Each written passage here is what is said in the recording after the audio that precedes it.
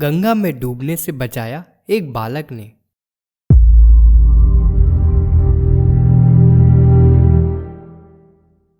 उन्नीस से मैं गुरुदेव की शरण में हूँ।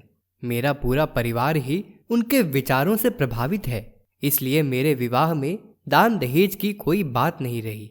दुर्भाग्य से 1 साल गुजरते ही पत्नी का स्वर्गवास हो गया। ससुराल पक्ष वालों ने मेरे अंदर की पीड़ा नहीं देखी, उन्हें मुझ पर शक था। अतः उन्होंने पुलिस थाने में इस आशय की एक अर्जी दी कि संभव है यह मृत्यु अस्वाभाविक रही हो। थाने से दरोगा आए, पूछताछ हुई, फिर दिवंगत पत्नी के माता पिता भी आए, देख सुनकर चले गए।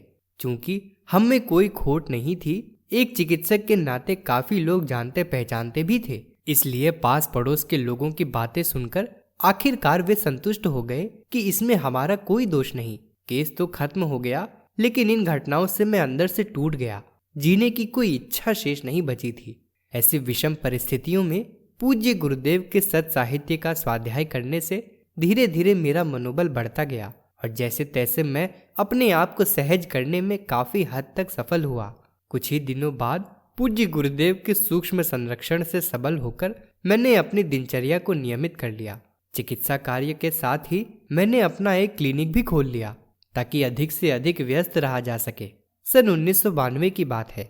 उन दिनों मैं दोपहर के समय 1 से 5 बजे तक चिकित्सा कार्य से समय निकालकर प्रत्येक दिन गायत्री रविवार का एक कार्यक्रम कर लेता था। इस तरह गुरुदेव का काम करने का संतोष भी मिल जाता और पूरे दिन व्यस्त रहने के कारण किसी प्रकार की चिंता भी नहीं घेर पाती। वह शनिवार का दिन था। थोड़ा समय मिला तो गंगा स्नान करने चला गया। कई सालों के अभ्यास के कारण तैरने की आदत छूट चुकी थी, इसलिए मैं सावधानी पूर्वक किनारे ही डुबकी लगा रहा था। नहाते नहाते अचानक फिसलकर प्रवाह में आ गया। मैंने बचाव के लिए चिल्लाना और हाथ पांव मारना शुरू किया।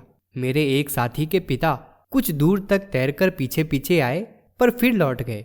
मैंने स्काउट की किताब में डूबने से बचाव के कुछ उपाय पढ़ रखे थे, उन्हें भी आजमाया, लेकिन सब बेकार।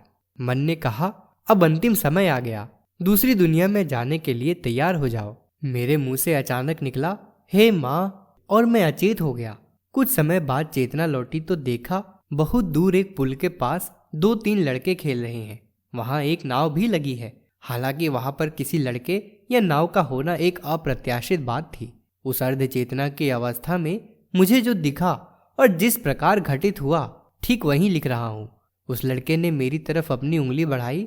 मैं उसकी उंगली पकड़कर किनारे की ओर आने लगा। तभी नाव वाला पास आया। उसने मुझे अपनी नाव पर बिठाकर किनारे तक पहुंचा दिया। मैं कुछ देर तक अचेत सा होकर वहां पड़ा रहा। थोड़ी देर बाद सहज होने पर मैंने इधर उधर देखा। जिसने अपनी उंगली पकड़ाकर मेरी जान बचाई थी, वह लड़का मुझे कहीं भी नजर नहीं आया।